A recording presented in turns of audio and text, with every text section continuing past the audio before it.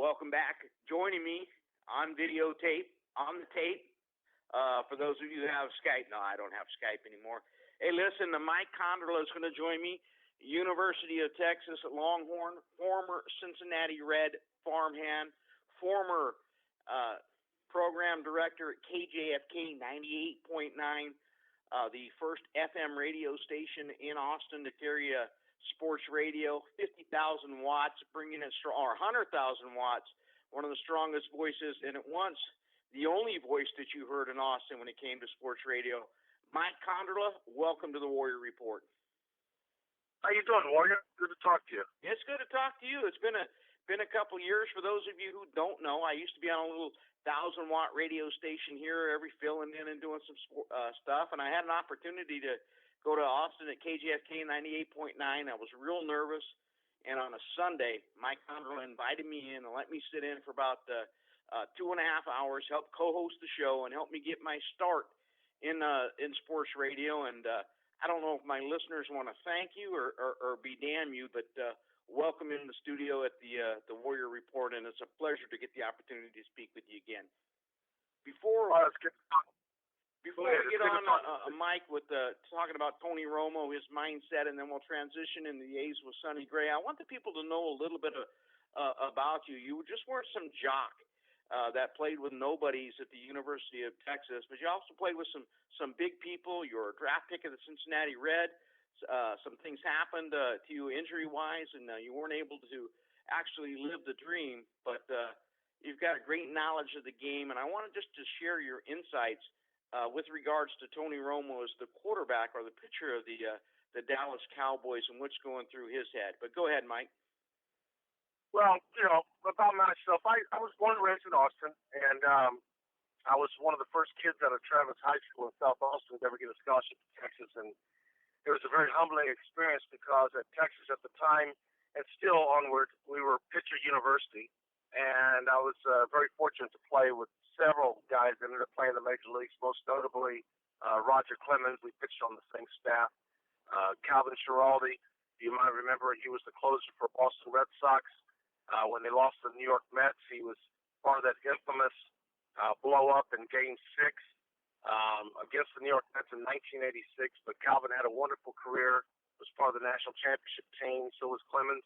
I was actually a junior when Roger, Calvin, Schiraldi, and Mike Capel were sophomores. We came in third in the country that year. We were one game away from the national championship game, and actually Clemens got the loss on an error. We lost 2-1 to Miami, but yeah, it was a lot of guys, Keith Creel, Tony Arnold, Jim Acker, a lot of guys that had successful major league careers, and it was a great experience. I think what was interesting, though, is that I was the first kid ever drafted by the Cincinnati Reds from the University of Texas. I was the first kid that the Reds ever took a chance on. They tended to draft Northeast, Midwest, a little bit of Southeast part of the country, but it was a fine organization. You know, it's amazing when you look back on that, because the next year they had the big ESPN contract, and college baseball just wasn't big on the scene. Right after you left, or just about the time you were there at University of Texas, it had an explosion. Names like Dave Magnanen, a couple years after you left, Greg Swindell, Rafael Palmeiro, and now college baseball. Not only the World Series games are covered on television, but a lot of the conferences also have their own national networks. Yeah, you're right. And my junior year was 1982, and I think it was only the second year that ESPN was covering the College World Series, second or third year. And we were packing the stadiums then at 12,500 people. Now they're packing every game at 24,000 in Omaha. And it's just amazing to see what they grew. And I'll tell you something interesting. I went up for the national championship game. In 2002, Texas won it. In 2005, Texas won it. But in 2001, I believe, Augie lost to his old alma mater that he coached at and won 2 national championships, or 3, and that was Cal State Fulton. And I couldn't believe the experience, kind of like what March Madness does, maybe at the Superdome or wherever the Final Four is at, what the NFL does, what Major League Baseball does. ESPN and the College World Series in Omaha have created a fan experience around the stadium in a way that I just couldn't believe how it's grown. It's just amazing. You know, when you came from that, you left, you went on to the Cincinnati Reds. You were in there when Pete Rose was with that organization. Paul O'Neill. You played with some guys that went on to star. And what happened with your career, Pete? Mike, after you reported to your first camp? I went to 3 major league camps with the Reds. I was on the major league roster in '86, and I had an elbow surgery, sudden elbow surgery for bone spurs, and I was in AAA by the time I was in 1986. I was in AAA, and I was with guys like Carl Willis, who still is the major league pitching coach. I think Carl's gone from the Cleveland Indians to Seattle Mariners. I was with Norm Charlton and Rob Dibble, Jeff Montgomery, who got 311 career saves with the Kansas City Royals, Bill Landrum, who had 31 saves with the Pirates in 1990 when they lost to the Reds. Actually, Billy had gone from the Reds to the Cubs to the Pirates. Some great pitchers. Scott Terry, who made the big leagues. I remember in '87, I got taken off the Major League 40-man roster in '86 and replaced by Rob Dibble. But I can't be too embarrassed by that. I mean, Dibble going 100 miles an hour and became the reliever, part of the Nasty Boys.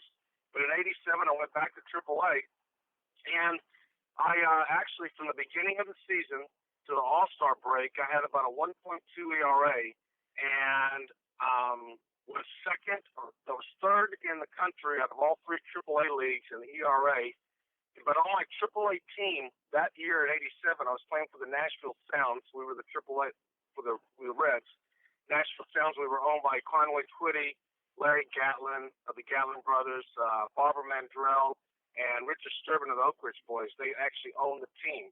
And the Sounds had that famous uniform with the music notes on the N and the S, beginning letters on our uniform, and it was a great place to play.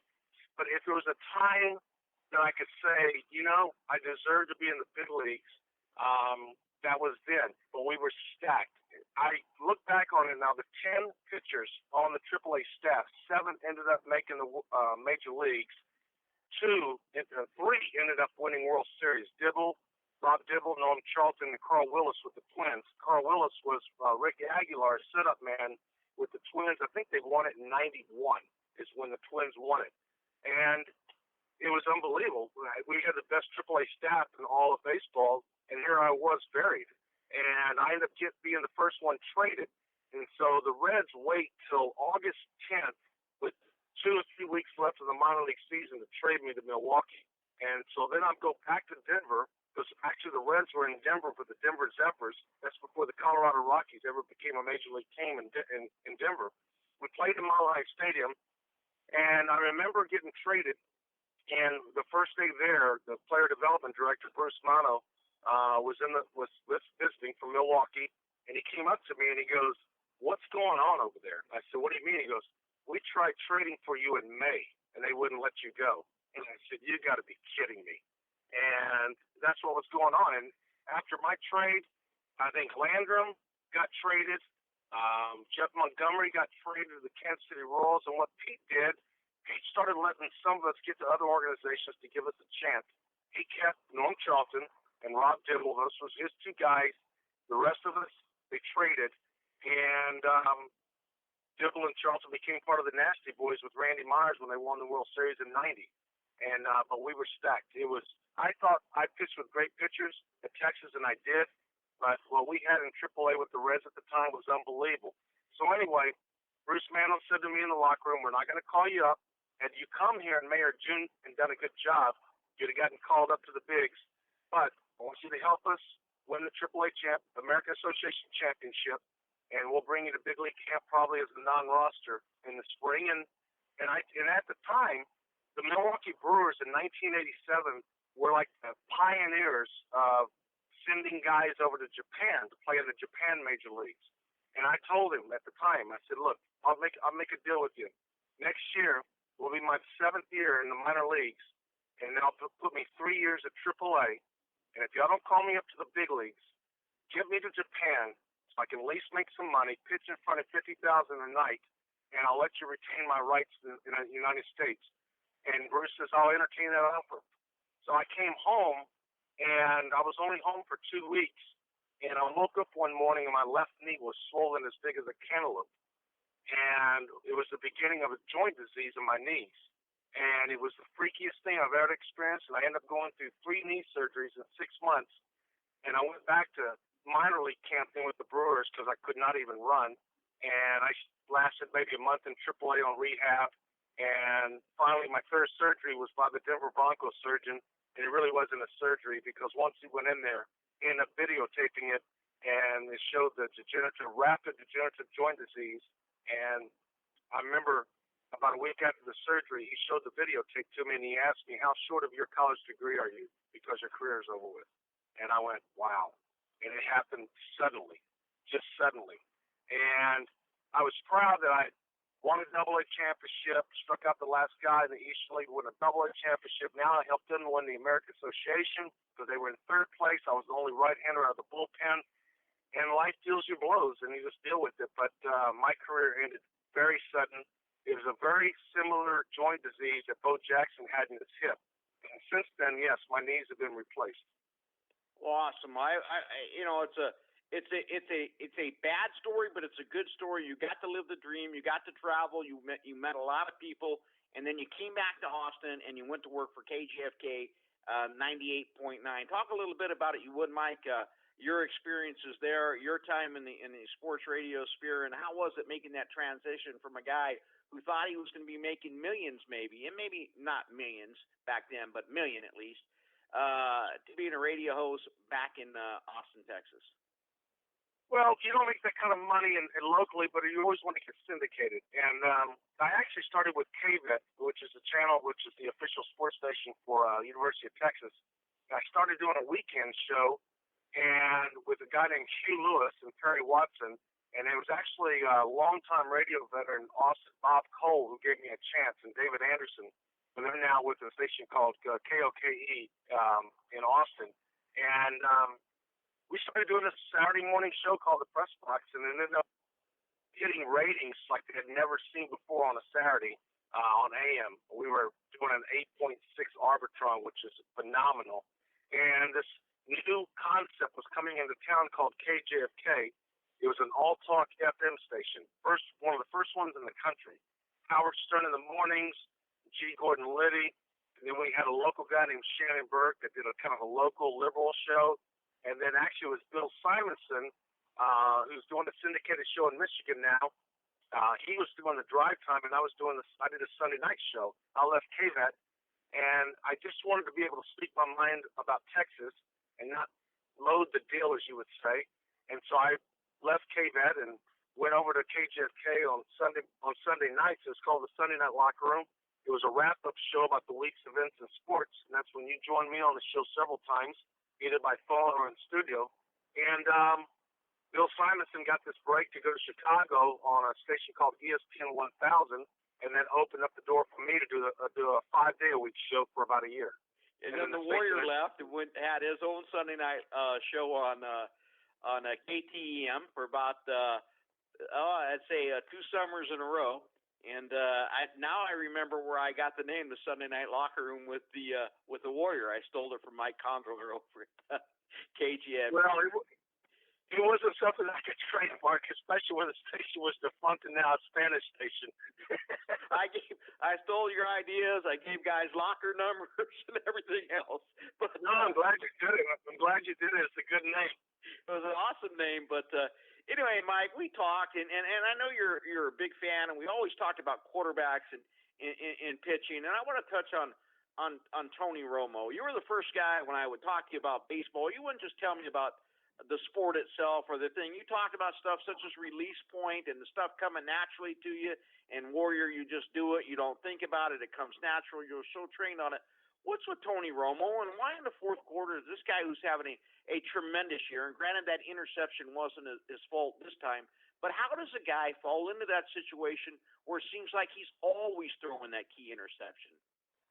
You know where I think it really started? I think if you look back when Bill Parcells was coach for the Cowboys, and he had Tony Romo also holding extra points and as a placeholder for extra points. And remember, he bobbled it against Seattle. the game would have been won on a field goal. And Tony Romo bobbled the ball. And that was like the first, only a second or third year that he was quarterback for the Cowboys. And it blew it against the Seahawks to go to the playoffs. And I don't think he got over it after that. He had blunders after that. And he had the best team around him?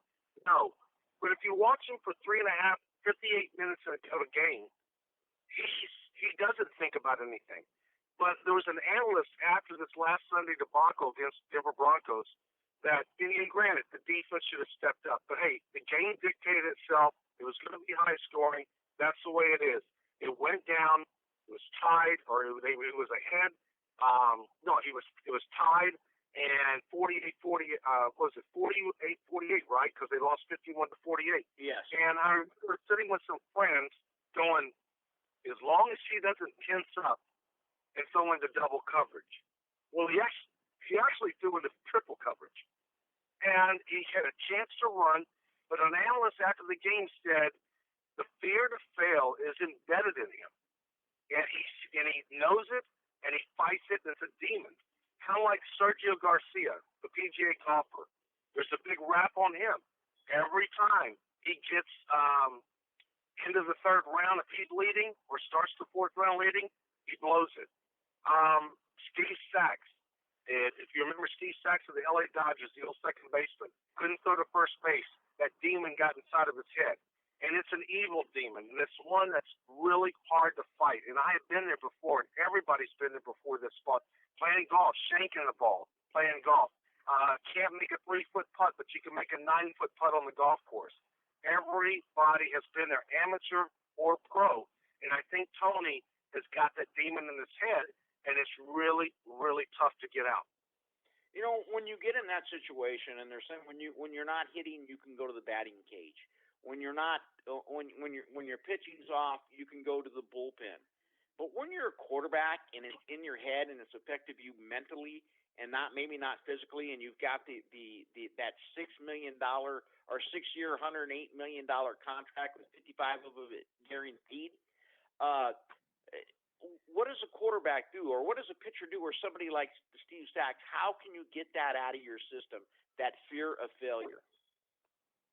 Well, you know, Roger Staubach had an interesting comment about it, but a lot of people realize guys like Michael Jordan and many of them went to sports psychiatrists. And I know that Michael Jordan, there was a famous sports psychiatrist in Chicago. Many, many athletes have gone to sports psychiatrists throughout their careers, Olympic athletes, gymnasts. Just some have gone under hypnosis. Some have just gone through, you know, you have to have a narcissist attitude about it. You know, and I had I went through a divorce, and I went to a Christian counselor, and I'm not judging anybody that is a Christian or not a Christian. It's just I went to a Christian counselor after my marriage. There was a lot of guilt, 14 years of marriage. We didn't have any children. I exited the marriage, and this guy was pretty awesome. And he asked me one day, he said, Mike, he says, is it normal to slice open someone's head and perform brain surgery? I said, no. He goes, what about open heart surgery? I said, no. What about pitching in front of 50,000 fans or being an NFL quarterback? Is that normal pressure to deal with on an everyday basis? He said, no. He goes, the biggest failures in marriages are lawyers, entertainers, and athletes. It's because they have to develop the way to block out the subconscious, or I should say the conscious. And there's a narcissism that grows with it, though. And they can obviously do it. And the average person would be puking on stage under that kind of pressure. And Tony, maybe, you know, maybe mentally he's got this one part of him that he can't block it out. And when you throw a bunch of negatives of games, 5 interceptions against Buffalo last year, if you remember, and all of a sudden he comes back 1 or 2 games. That's what he is. Remember, he was undrafted. He was an undrafted quarterback. He went to the same test that he tried out, and the Cowboys took a chance on him. And I'm not knocking Tony Romo. And yes, his offensive line was bad last year. It's better this year. His defense should have come through, but hey, they were facing Peyton Manning. They knew there was going to be a high-scoring game. They went for it. But the last 2 minutes, The last drive, he could not make any mistakes. And I go back to Jimmy Johnson, and when Jimmy and Jerry Jones were the laughing stock of the NFL, and their first year they went 1-15 with Troy Aikman. The one thing that Jimmy Johnson told Troy Aikman, and I'll never forget reading this, and I actually watched the interviews. Jimmy preached to Troy, your job is to make as few as mistakes as you can.